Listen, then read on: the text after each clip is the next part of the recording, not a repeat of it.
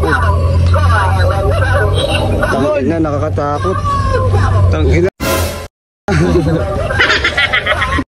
Ngayong araw guys ay saan-saan na naman kami mapupunta neto. Pero syempre hindi lang tayo yung gagala. May mga kasama tayong mga kaibigan. At mamaya makikita niya rin kung sino sila. Ang hirap talaga sumabay sa trip ng mga to eh. Ubusan ng pera. Pero at least kahit ganun pa man, masaya pa rin ang kaibigan. Maraming memories ang mabubuo. Kaya habang may pagkakataon para sumaya, piliin mo laging maging masaya. Huwag mo gagayahin si Pidok malungkot sa toktok. At dyan guys, tamang waiting na lang kami sa mga kasama namin. Ang tagal nga nila.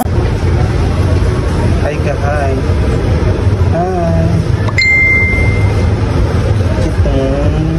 At sa tagal naming nagantay guys, dumating na si Jersey. At maya-maya lang andyan na rin si Larry at si Yongyong. Yan o, tignan mo, naglilimos pa sila. Akala ko kung sino yung mga nandiyan na nanlilimos, para mga badyaw, mga kupal.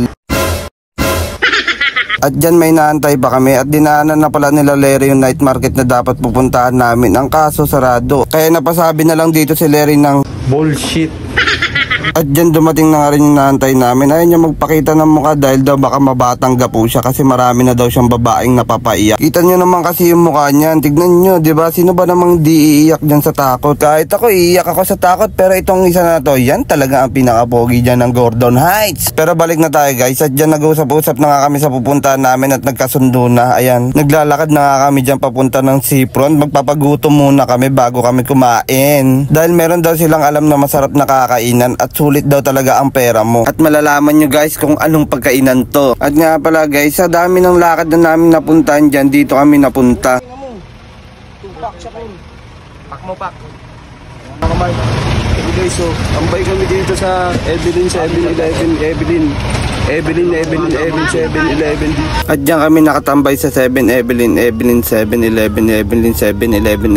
Hindi kami bumili guys, pero nagpicture kami diyan guys. Nagpicture na nga kami lang guys, para may pang my day, may pang post, may pang reels, lahat guys, para maging pogi kami sa paningin nyo guys. Yun lang guys. At lahat ng area na pwedeng pagpicturean talagang inista pa na dyan ni Larry. Kami nang sinduran yan. Hello Kitty. Tama yan. Dito nga. Tangin na yung stana tapos hindi ako yung stana. Ay, di ka ba yung stana? Ayan ang mga nakikita namin guys sa paglalakad namin. Talagang Halloween na guys. At dito guys nakita namin yung kalating katawan ni Pidok. At ayun siya, si Pidok. Nasa loob pala. Nakakatakot guys. Tangin na, props of the year. Ay, prop of the year.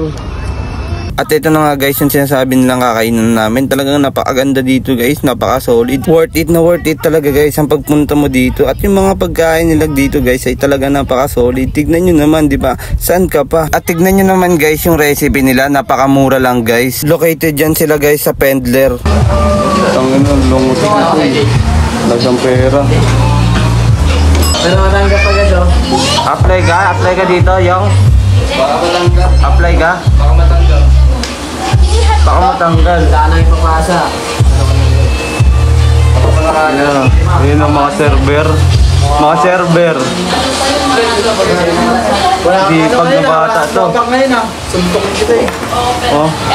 At di na namin pinatagal guys, nagsikain na rin kami. Syempre si yung 3 araw na hindi kumakain. At alam nyo ba guys na ito yung pangarap ni Shanley na kainan. Kaya natubad na ang pangarap ni Shanley. Kaya sana magkita na kayo ni Tony Fowler at ni Paye. At guys, akala ko si yung 3 araw na hindi kumakain. Ito pala si Alvin. Tignan nyo naman guys. Tangin na, parang aso pa. Parang aso. Tangin na, sinunod yung buto. Pero dapa dito. Guys, kita nyo naman, diba? Taob na taob talaga. Mga gutom na gutom yung tao. Kaya don't forget to like and share this video. Thank you guys sa panonood nyo. See you.